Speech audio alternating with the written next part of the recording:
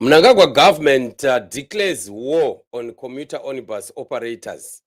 This is something that we always see Nick Mangwana celebrating. You know, family, I've always been telling you that whenever there are some new changes, like rules that are put that are making life even more difficult for people, you would find Nick Mangwana celebrating that so much, and he's so quick to come and announce it, and he feels so good about it.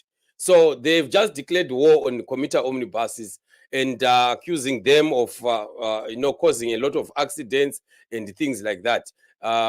The other things that they are talking about here, I saw that some of the regulations that they are putting in place are definitely a bit awkward. They are a bit out of line because, to be honest, there are things that you don't have to continue interfering as a government and allow people to do their work, because this idea of just wanting to make life very difficult for everyone is what ZANU-PF enjoys so much. So Nick Mangwana here is so happy, and he's saying no combis should drive on the road without a speed limiting device installed, speed monitoring system installed.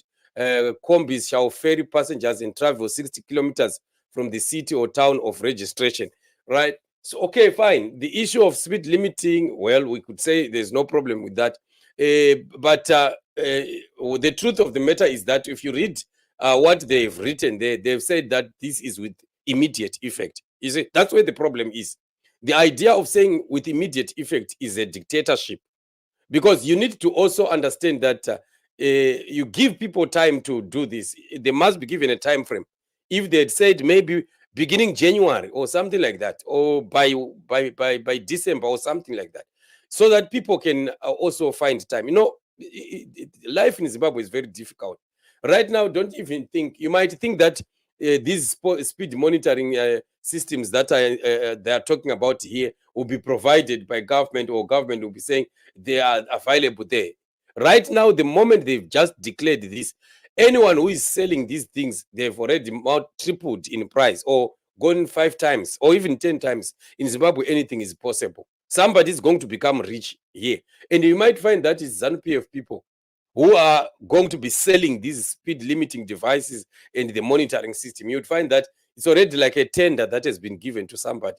And that person would make it very, very expensive, and they make money out of it. That's why I'm saying the idea of saying with immediate effect is just, out of line, because allow these people, give them time so that they can, if they have to look for those whatever devices, they can buy them from wherever they choose themselves, where they can buy them at reasonable prices. But you'd find that that's not what they want.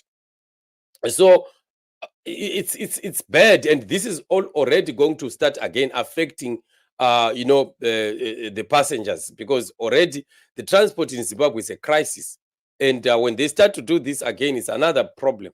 And yet another problem will be created, or has been created already, with the police, because who is going to be enforcing these laws? Is the police again. So police are already given another platform to be corrupt and to eat money, because every combi that will come without these systems, they will have to pay. It's $5, $10, something like that.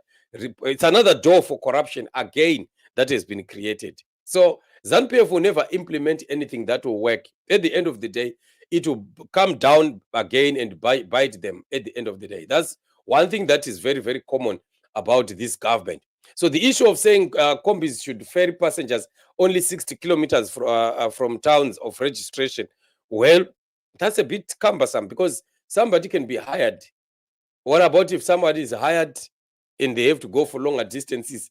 You see, the problem that is in Zimbabwe really is not about the combis or the what, or the buses or what. Most of the problems that we have is, if it is buses, is the age that they are allowing to drive public transport, especially buses, is one problem. The other problem is roads. We don't have roads in Zimbabwe.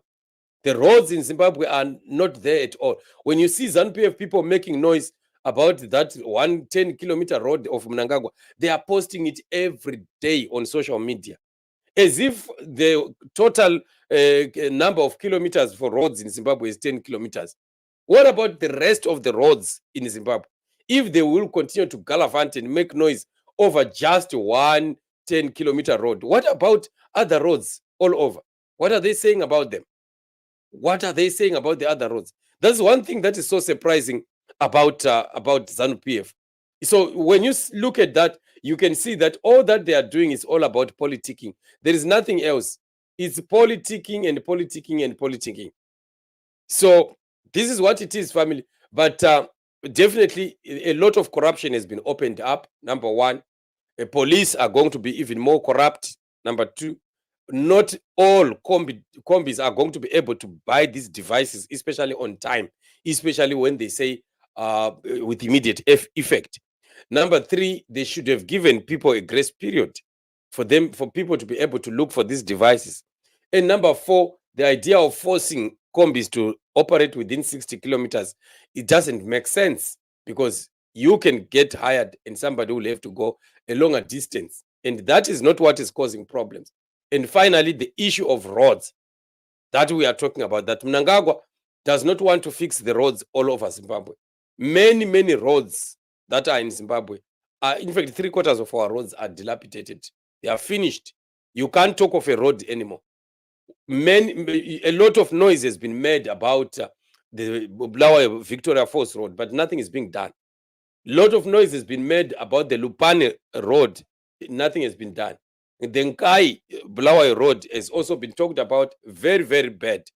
But is there any willpower in ZANU-PF to want to solve this? No, they are busy making roads for 10 kilometers for SADC leaders to come and think that Zimbabwe is a very progressive and successful country. All they are hell bent on is praising, making or making happy those people that are coming outside from Zimbabwe, instead of caring for their own citizens. So we have to continue rising.